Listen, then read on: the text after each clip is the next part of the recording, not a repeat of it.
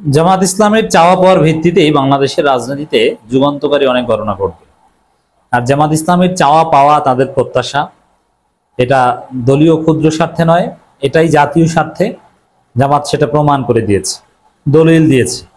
যেমন জামাত পিআর চায়, দলিল এসে গিয়েছে যে 71% মানুষ পিআর চায়। জামাত আগে স্থানীয় সরকার নির্বাচন চায়, এটা প্রায় 6-7 মাস আগে সরকারের জরিপে প্রমাণিত হয়েছে যে 65% মানুষ আগে স্থানীয় সরকার নির্বাচন চায়। যদিও এখন হয়তো 85% মানুষ আগে স্থানীয় সরকার নির্বাচন চায়। অতএব জামাত যা চায় সেটা তো জনগণের চাওয়া। জামাত যা জনগণের পালস বুঝে জনগণের চাওয়াটা নিয়ে রাজনীতি করছে, অথবা জামাত যেটা চায় জনগণকে সেটা বুঝাতে সক্ষম হয়েছে, জনগণ জামাতের পক্ষে অবস্থান নিচ্ছে। ছাত্র জনতা ছাত্র সংসদ নির্বাচন চায়, জামাতও সেটা চায়, চেয়েছে, হচ্ছে। জামাত তো একদম জনগণের লাইন। আমি জামাত সম্পর্কে দুইটা প্রশ্ন উত্তর দিই, অনেকের প্রশ্ন উত্তর এইভাবে। অনেকে বলেন জামাত তো কোনোদিন ক্ষমতা আসতে পারেনি, তো এত হাইপ তুলে লাভ কি? আরে ভাই, কোনোদিন পারেনি, কিন্তু এবার পারবে, সামনে পারবে। ক্ষমতা কি কেউ জন্ম থেকে আসে? চেষ্টা করে, অনেক পরে এক পর্যায়ে সফল হয়, এটাই তো। আওয়ামী লীগ কি প্রতিষ্ঠার সাথে সাথে ক্ষমতা এসেছে? ভাই, সাথে সাথে ক্ষমতা আসে কিংস পার্টি। আর যারা গণমানুষের দল, রাজপথ থেকে উঠে আসা দল, তারা অনেক দেরিতে ক্ষমতায় আসে।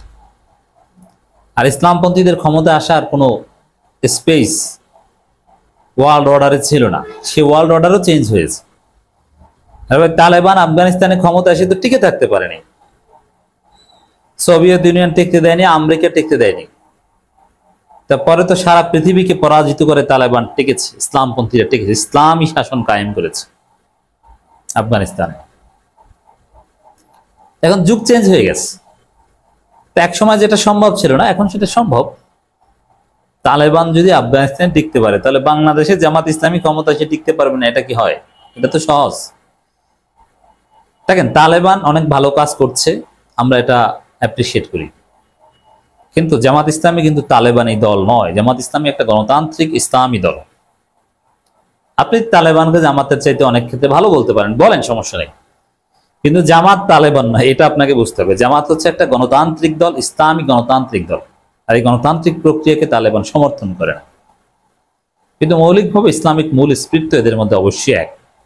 বরং আফগানিস্তানে জামাত ইসলামী আলাদা দল আছে যারা তালেবান বিরোধী। অতএব জামাত তালেবান কিন্তু এক না, এটা বুঝতে হবে। যদি বাংলাদেশের জামাতের লোকজন এখন তালেবানকে পছন্দ করে, আফগানিস্তান জামাতের আমিরকে, আফগানিস্তান জামাত সম্পর্কে জানেই না বাংলাদেশ জামাতের লোকজন, এবং অধিকাংশ রকম বলতেই পারবেন না যে আফগানিস্তান আসলে জামাত ইসলামে আছে কিনা। আপনি কি এটা জানেন না আপনি আন্দাজে বলছেন? ক্লিয়ার জেনে শুনে বা সে কোথাও শুনেছে বা পড়েছে এরকম বলতে পারবে না। দুইটা কথা, একটা হচ্ছে যে জামাত অতীতে আসেনি ক্ষমতা, এবার আসবে। এবার আসার মতো বিশ্ব বাস্তবতা, বাংলাদেশের বাস্তবতা তৈরি হয়েছে। অতীতে তো বাংলাদেশের 24-এর বিপ্লব হয়নি, এবার হয়েছে। অতীতের কোনো বিপ্লবে জামাত মৌলিক জায়গা থেকে নেতৃত্ব দিতে পারেনি, এবার পেরেছে, তো এবার ক্ষমতা আসবে, এটা তো বাস্তবতা। জমিনে যাদের রক্ত ঝরে তারা ক্ষমতায় আসে, জামাতের রক্ত ঝরেছে, এবার ক্ষমতায় আসবে। এবার বলতে এই সামনে নির্বাচন বা তারপরে নির্বাচন আসবে, অনিবার্য। তো এই জায়গায় আর একটা কথা বলি যে জামাত বলে যে জামাত কখনো, যেমন রেজাউল করিম রনি বলেন, জামাত একটা প্রো এস্টাবলিশমেন্ট পার্টি, তারা কখনো জনগণের পালস বুঝে রাজনীতি করতে পারেনি। তারা সবসময় এস্টাবলিশমেন্টের সাথে থেকেছে, 47-71। এর জবাবে আমি বলি যে অতীতে ভুল করেছে, কিন্তু এখন থেকে জামাত জনগণের পালস বুঝে সঠিক জায়গায় থাকতে পারছে, যেমন 24-এ বিপ্লবী সঠিক জায়গায় থেকেছে। একই ধারাবাহিকতায় জামাত এখন যে রাজনীতি করছে, জনগণের পালস বুঝে সঠিক রাজনীতি করছে, এটি আমরা দেখতে পাচ্ছি। অতএব রাজনীতিতে জামাতের যে চাওয়া পাওয়া, পিআর, আগে স্থানীয় সরকার নির্বাচন, জুলাই সনদের আইনি ভিত্তি, এগুলোর ভিত্তিতেই বাংলাদেশের ভবিষ্যৎ নির্ধারণ হবে। দর্শক, যেন তেন নির্বাচন করে ক্ষমতা যাওয়ার জন্য জুলাই বিপ্লব হয়নি। এর মানে আগামী ফেব্রুয়ারিতে যে একটা কথিত নির্বাচনের চেষ্টা চলছে, ওটাকে জামাত মনে করে পাতানো যেন তেন নির্বাচন। ওই নির্বাচনের মাধ্যমে কেউ ক্ষমতা যাবে, পাওয়ার ট্রান্সফার হবে, এটা জামাত মনে করে না, এটা হতে দেওয়া যাবে না। জামাত মনে করে জুলাই সনদের আইনি ভিত্তি দিতে হবে, জুলাই ঘোষণাপত্র আসবে, ঘোষণাপত্র এসেছে, ওটার আইনি ভিত্তি জুলাই সনদ আসবে, তার ভিত্তিতে নির্বাচন, লেভেল প্লেইং ফিল্ড হতে হবে, পিআর সিস্টেম হতে হবে, আগে স্থানীয় সরকার নির্বাচন হতে হবে। স্থানীয় সরকার নির্বাচন হলেই আমরা বুঝতে পারবো যে আসলে এই নির্বাচন কমিশন কি পারে আর সরকার কি পারে, এবং কোন জায়গায় সমস্যা, আমাদের সুন্দর নির্বাচন আয়োজন, এগুলো সব আমরা দেখতে পারবো, এগুলো সমাধান করতে পারবো, এগুলো রিসার্চ হবে, যাতে একটা সুন্দর জাতীয় নির্বাচনের দিকে আমরা যেতে পারবো। বাংলাদেশ জামাত ইসলামের কেন্দ্রীয় নির্বাহী পরিষদ সদস্য ঢাকা মহানগর উত্তরের আমির মোহাম্মদ সেলিম উদ্দিন বলেছেন, আগামী নির্বাচনকে অবাধ, সুষ্ঠু, গ্রহণযোগ্য এবং লেভেল প্লেইং ফিল্ড নিশ্চিত করে প্রয়োজনীয় সংস্কার, গণহত্যার বিচারের পর নির্বাচন দিতে হবে। যেন তেনভাবে নির্বাচন করে ক্ষমতার পালাবদলের জন্য জুলাই বিপ্লব হয়নি। তো জামাতের যে প্রত্যাশা, চাওয়া পাওয়া ক্লিয়ার, ওগুলোর ভিত্তিতেই বাংলাদেশের ভবিষ্যৎ নির্ধারণ হবে। লেভেল প্লেইং ফিল্ড, স্থানীয় সরকার নির্বাচন, পিআর, জুলাই সনদের আইনি ভিত্তি, চারদিকে কথা একটাই, যেন বারবার আমরা মানুষকে এটা মুখস্থ করাবো, পারসেপশন তৈরি করাবো যে লেভেল প্লেইং ফিল্ড, পিআর, আগে স্থানীয় সরকার নির্বাচন, জুলাই সনদের আইনি ভিত্তি ছাড়া কোনো নির্বাচন হবে না। প্রত্যেক মানুষকে মুখস্থ করাবে। জনগণ এখন সচেতন, সোশ্যাল মিডিয়ার মাধ্যমে এগুলো মানুষ বুঝে। রাজনীতির সবচেয়ে বড় ফিল্ড এখন সোশ্যাল মিডিয়া, রাজপথের চাইতে 1000 গুণ শক্তিশালী সোশ্যাল মিডিয়া। অনেকে বলে যে না, রাজপথ আগে তারপরে সোশ্যাল মিডিয়া, এটা ভুল।